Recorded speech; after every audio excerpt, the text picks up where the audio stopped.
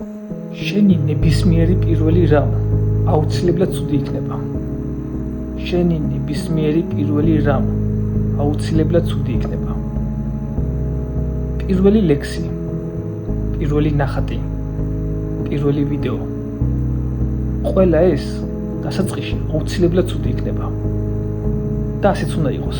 ჩვენ ადამიანებს გვინდა რომ რასაც შევქმნით, თავიდანვე კარგი იყოს. თავიდანვე ყველას მოეწონოს, მაგრამ ასე არ არის. დასაწყისში რასაც ვქმნით, ის აუცილებლად ცუდი იქნება.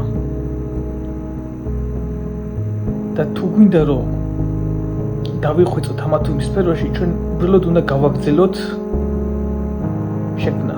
კიდევ უნდა შევქმნათ ახალი ლექსი, ახალი ნახატი თუ ახალი ვიდეო.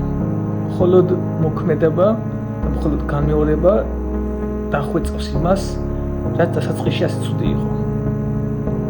ჩვენი შემოქმედება, როდესაც არის ცუდი, ეს ნიშნავს, რომ ჩვენ ვართ დამწყები. და შენ თუ გინდა მიაღწიო წარმატებას,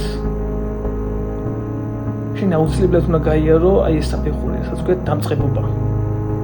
და თუ დამწყებობა უნდა გაიარო, მაშინ თავდაპირველად შენი შემოქმედება უნდა იყოს უხეირო. მეცაც გეტყვი, შენ ახლა ვინც მოგწონს, ეს იქნება ცნობილი ბლოგერი, ცნობილი მხატვარი თუ ასე შემდეგ, ყველამ გაიარა ეს ფაზა.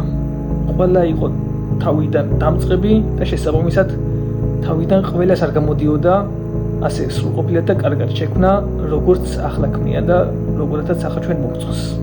ანუ გამოვიდა, რომ ჩვენი შემოქმედების ცუდად წარმოჩინება ეს არის საფასური, რომელსაც ვიხდით იმ გზაზე შესვლისას, რომელ გზასაც მივყავართ საუკეთესობამდე.